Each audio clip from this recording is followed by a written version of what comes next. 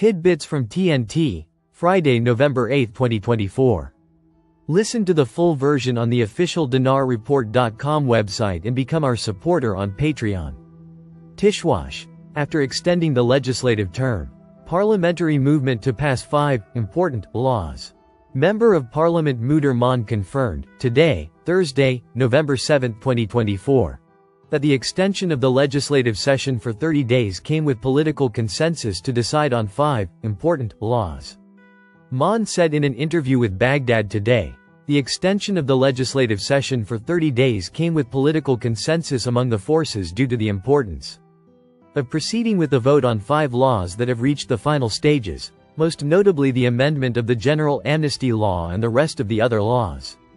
He added that the extension comes in order to give the committees a chance to complete their work and proceed in the upcoming sessions to vote on the laws that concern many segments of Iraqi society, stressing that there are agreements to proceed with the laws. Maan pointed out that the House of Representatives will proceed at a faster pace in deciding the laws during the extension, during which we will see important laws put to a vote.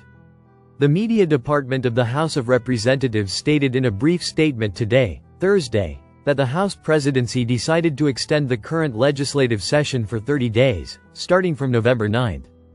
Tishwash. Al-Alaq describes the parallel dollar as abnormal. There is great stability in prices.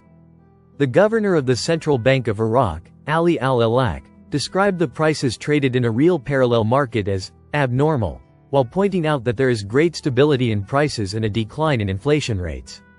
Al-Alaq said in an interview with local media outlets, "We understand the focus on the rise in exchange rates in local markets. But we believe that the focus should be on the ability of the central bank to implement full coverage of foreign transfers for commercial or other purposes, and this happens on a daily basis." He added, "The daily dollar selling rates are high and almost sufficient to cover the needs of traders, businessmen and even citizens. And therefore we look at the price through the amount of sales that the central bank undertakes daily at the official price." He pointed out that the central bank looks at another indicator, which is the inflation rate in the market. And we notice that there is great stability in prices and a decrease in the inflation rate, which indicates that foreign trade is covered by the official price, which is 132,000 dinars per dollar. The central bank governor continued, "The price that is traded in the market is in fact an abnormal price that does not reflect the true price.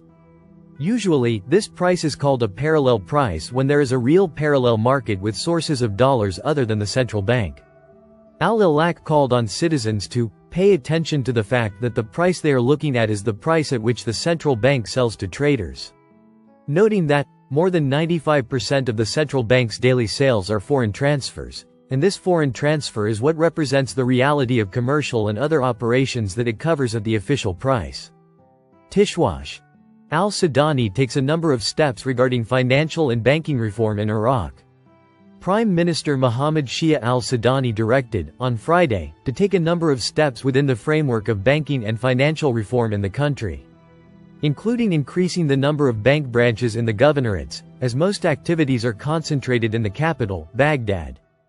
Al-Sudani's media office stated in a statement today that, within the framework of efforts to reform the financial and banking system, as one of the priorities of the government program, and in light of the important steps achieved during the past 2 years, and in light of the challenges facing the financial and banking system, especially in the governorates, and since confronting them requires greater attention and radical improvements to ensure enhancing confidence in the financial and banking sectors, facilitating the process of economic development, increasing financial inclusion and raising its indicators throughout the country.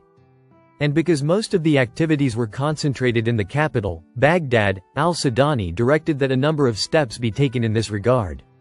Among the steps, according to the statement, is increasing the number of bank branches in the governorates to meet the needs of the local population, and in a way that contributes to expanding the scope of financial services, while paying attention to buildings, their modernity, and providing their basic requirements. The statement pointed out the necessity for all banks in the governorates to adopt modern technologies such as online banking services and mobile applications, which facilitate citizens' access to their banking services easily. The statement stressed the importance of banks developing their financial services to suit the needs of individuals and small businesses, such as soft loans and savings accounts. The media office pointed out the enhancement of financial inclusion in the governorates by providing banking services to different segments of society, including districts and sub-districts in villages and rural areas.